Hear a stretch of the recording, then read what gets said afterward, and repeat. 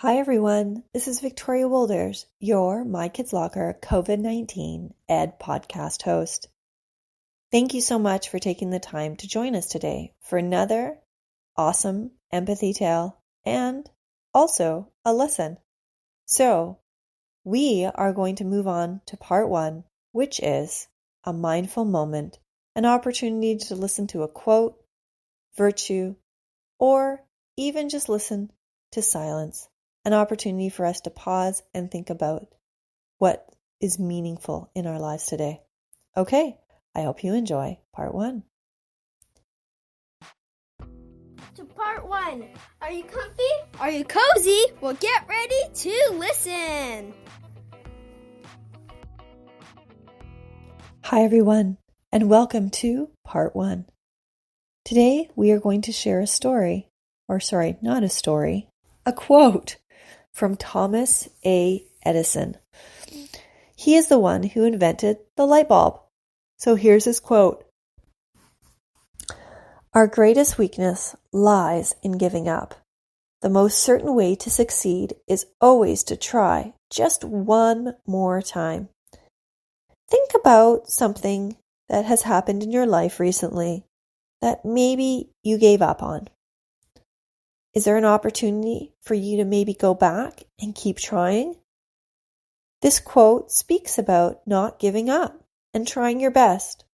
I'll say it one more time. Our greatest weakness lies in giving up. The most certain way to succeed is always to try just one more time. By Thomas A. Edison.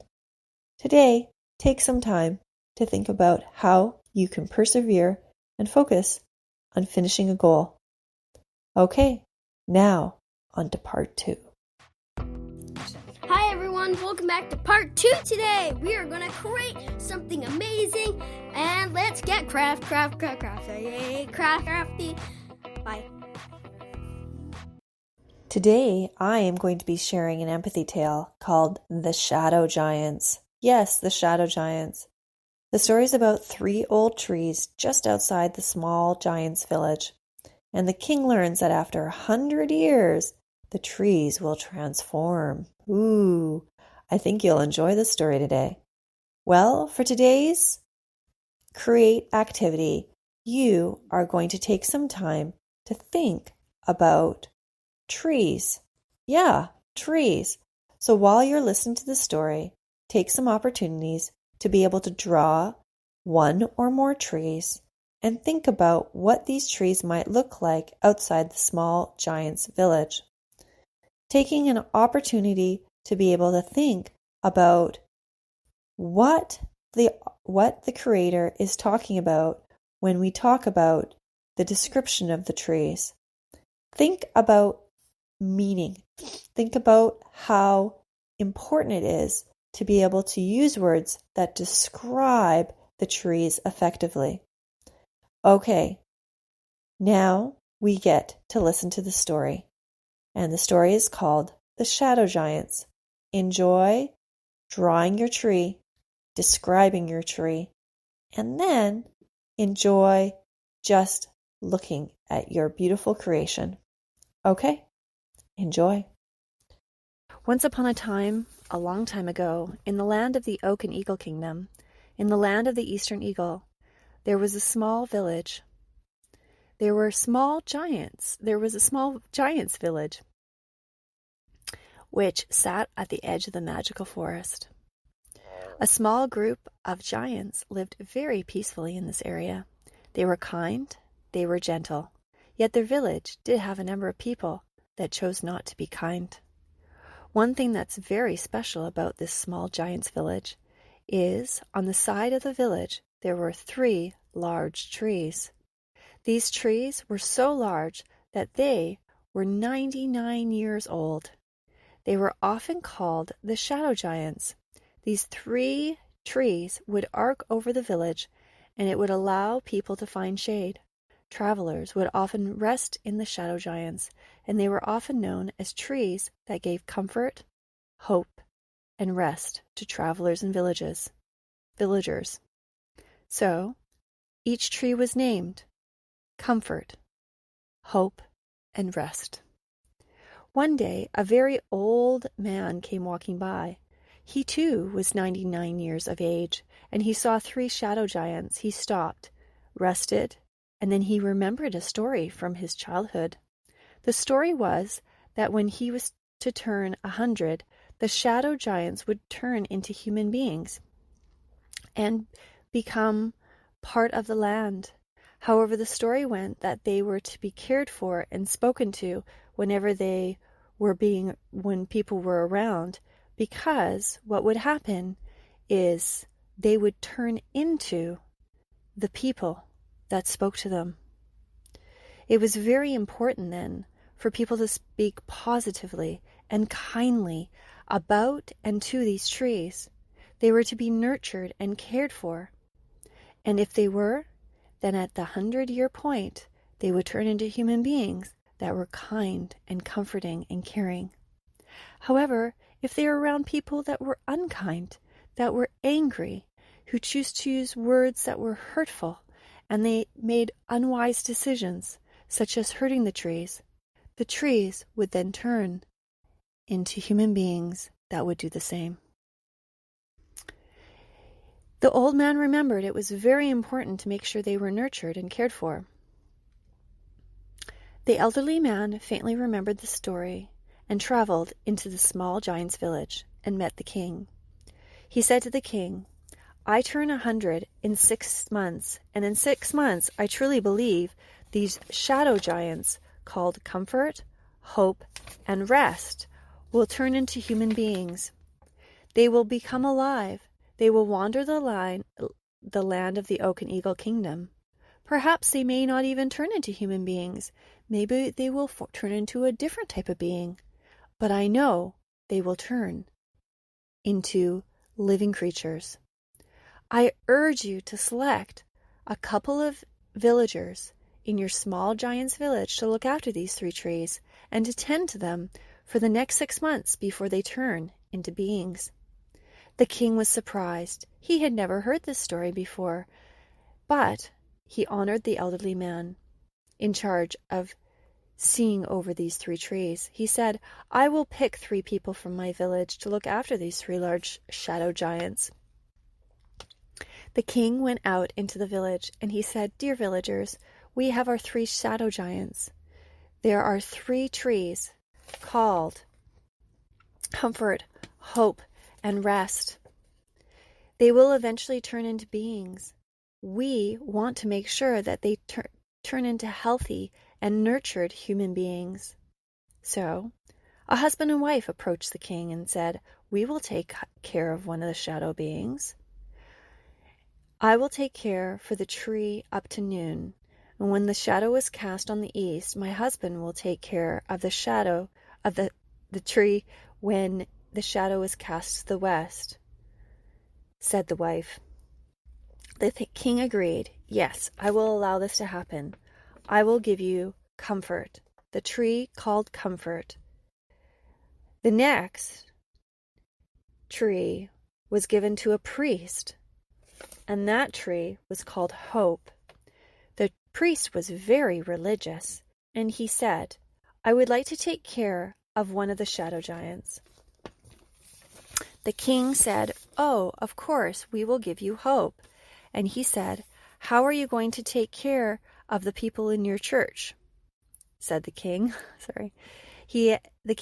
The priest answered, "I will take care of the service in the evening when the sun sets," he said. That very moment, the priest's brother, who was known throughout the land to be a thief, spoke up. "I would like to join my brother, and I will take care of the shadow giant. May I take care of the 3rd one, called Rest?" "I would like to take care of one of the shadow giants."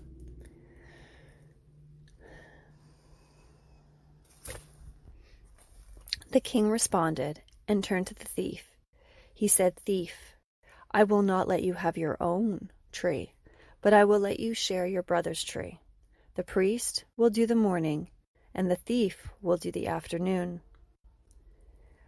We don't know if we can trust you, thief, but your brother will be able to work with you." And so they both went away, knowing that they would be sharing the tree, and that tree was called Hope. There was one tree left. That last tree was by itself. A young boy who was the age of 10 stepped up. "I would like to look after the shadow giant." The king said, "You are very young. How are you going to look after a shadow giant?" His mother stepped up and said, "I will take care of the tree until noon, and then my son will take care of it after, and we will take care of it together."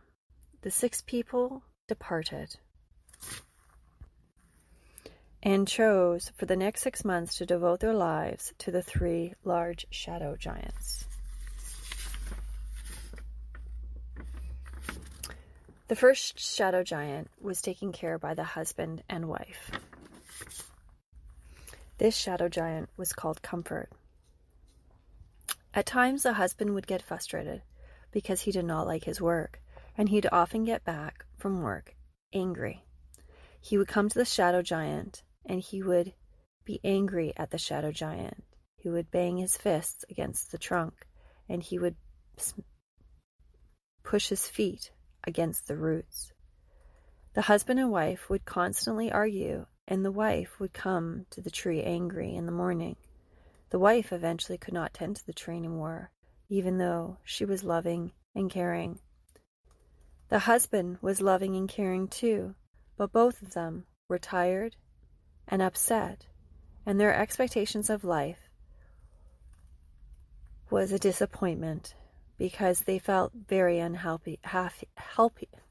They felt very unhappy about where they were. The shadow giant named Comfort would remain there for 2 months. No longer had the wife and husband had visited.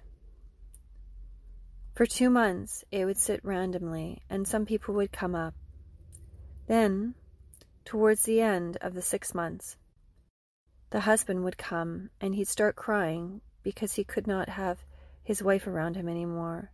He was ill in bed. She was sad, and she was upset because her and her husband would not get along.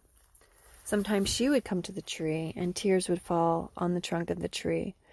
So both of them, even though they started the 6 months, hoping that things would go well, both of them were angry at the beginning, then departed and left for 2 months, and then in the end, they both were crying and sad at the base of the tree.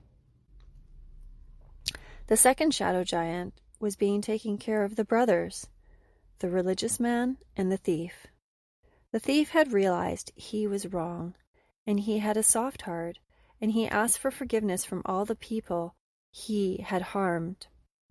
When he asked his religious brother for forgiveness, the brother said no, and he said, "You will be a thief and always a thief in my eyes." See, both of the brothers were hurt deeply, but one chose to forgive, the other one chose not to forgive. They would often have these conversations by the tree. The thief saying, "I am forgiven, and I did wrong, but I'm ready to make a better life for myself." And the other brother, who was angry and held resentment and unforgiveness, would often say, "You will always be a thief, you made a mistake, and you will always be a mistake." The angry brother used shame as a tool to protect himself. Often, the religious brother would talk about the mistakes of his other brother that was a thief. And the thief at the trunk of the tree would often say, "I am sorry. I want to help other people. I was wrong, but I'm working on it." He was still feeling shame, and that shame turned to forgiveness after he empathized with his religious brother. However, that was not the same with his religious brother. See, the religious brother was very honored in his community. Often he was very prideful, and he thought that everyone should regard him as the highest authority in his community. He would often sit at the tree and boast about the good things that he's done. And he would talk about how his brother, the thief, had done many bad things. He would talk about his glowing, beautiful clothes and his robes and the money that he was given as being a priest. And he was able to create many beautiful things of wealth and purchase gold for his rings and bracelets and jewelry that would adorn him while he was doing his services. He did not see that the money that used to buy his rich clothes to stand in front of his services could actually be used to feed the poor. His brother, on the other hand, the thief, was poor. He did not have much clothes. He was very sad and depressed. 6 months went by, and the third shadow giant was with the mother and the child. The mother loved the child very much, and the child loved the mother very much. Their tree was called Rest. The mother would often sit there, and she would talk about the beauty of nature and how glorious it was. Her heart was graceful. There would often be a soft breeze that would flow through the trees and cast the shadow on her. She fell in love with the trees. The boy in the afternoon was very grateful. He would talk about the beautiful birds that would find rest in the shadow giant's arms, and the beautiful sun and the beautiful village. He leaned into gratefulness, and after 6 months they all attended to their trees and did the best they could. What soon happened was the 100th day. The elderly man came back. He called everyone to the trees, and as the sun rose, 3 shadow giants changed and transformed into their caregivers. Their caregivers came from single trees, and yet their beings turned into them.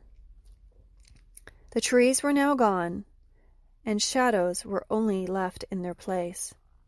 See, the elderly man didn't know what type of being they would turn into, but the trees turned into the shadows of their caregivers, shadow beings.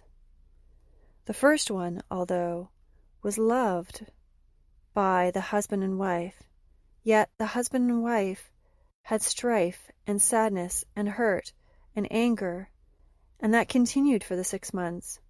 So the shadows that fell on the ground would often follow those people who were hurt and angry and had difficulty with communication. Instead of the shadow being called the comfort shadow, as it was called the comfort tree, it turned into the name the Sorrowful Shadow, and he would wander around the Oak and Eagle Kingdom, and he would fall upon the shadows of those that were in agony and despair because of relationships. Because the husband and wife, there were the next tree, the tree of hope, was the priest and the thief. This was a very interesting shadow, because what the shadow was is the shadow would often follow those people who were prideful, but yet it also followed people who were hopeful. See, there was pride in the religious man, and so that shadow would often follow those people who were prideful. But in the same regard, the thief was forgiven, and he felt forgiveness, and he was hopeful. So that shadow would often fall upon people's shadows that were hopeful. One thing that was so beautiful was that there was so much love and care from the thief, and that made a difference. The last tree, that was the tree of rest by the mother and the son, was a glorious one. It was filled with love, And that shadow being would cast a shadow on those people who were in love and that cared for nature and that were nurturing. See, their spirit of care and comfort and celebration and gratefulness continued to evolve even throughout their beautiful, beautiful shadow that would cast on the ground. In time, 3 shadow giants came to live in the village during the day when the sun was up, and then would disappear into the darkness at night. All 3 shadows grew in a deepness of care and kindness, compassion, and empathy. The small giant's village soon began to love their 3 shadow beings. There was so much hope and comfort and rest knowing that those were the 3 trees and they transformed into shadows. See, they learned a lesson by caring for those 3 trees. They learned that by caring for nature and loving nature and speaking gratefulness about nature, that will transform your life when you're in the sunshine.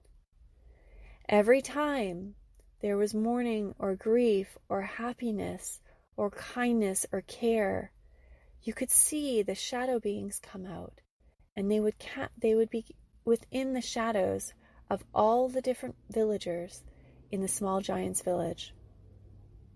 The shadows became part of the villagers' lives.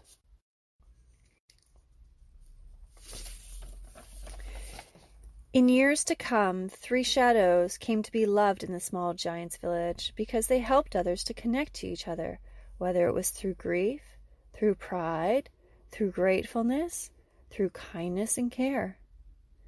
And all 3 trees were missed. Those 3 trees, those 3 beautiful shadow giants of comfort, hope, and rest were no longer there.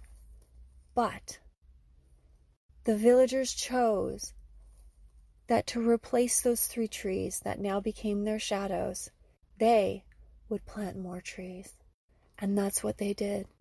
They planted more trees, and more trees, and more trees. And the villagers realized the importance of speaking truth and goodness and care and kindness to all these trees. And soon the king found that this was important. And whether these trees eventually turned into shadows of the villagers or not, he knew it was important. So he signed every single villager in the small giant's village a tree, and he encouraged them to speak kindness and love and care to each tree. And it grew and grew and grew, and these trees grew and grew and grew and provided shelter and comfort, calmness and love, as well as a place to remember the importance of speaking words of kindness. Thank you. Hi everyone, it's time to innovate, part 3. Woo. Well, at this time, we are going to now think about the opportunities to be able to innovate. This is the bonus section and an opportunity for you to stretch your learning from what we just listened to on the shadow giants. So, what do old trees look like? Take some time today to sit somewhere where you see a tree. Maybe it's in your front yard. Maybe it's even in front of a screen. Perhaps it's even in a book. Take some time to look at a tree. If you have an opportunity to touch it, feel it, and have time to be able to think about what that tree has gone through. This is an opportunity to be a little bit mindful. And if you have some time, draw a picture of that tree. Give detail. Give the picture of the roots and the different branches and the way they stretch out. I hope that you enjoy this extension activity, the bonus activity. Well, we're going to wrap up our episode today. I hope that you enjoyed the story, The Shadow Giants. Please reach out to me at mykidslocker.com if you have any questions, or maybe you have some insights on these stories. I hope that you have an awesome day, and hopefully I'll see you in the next episode. Take care.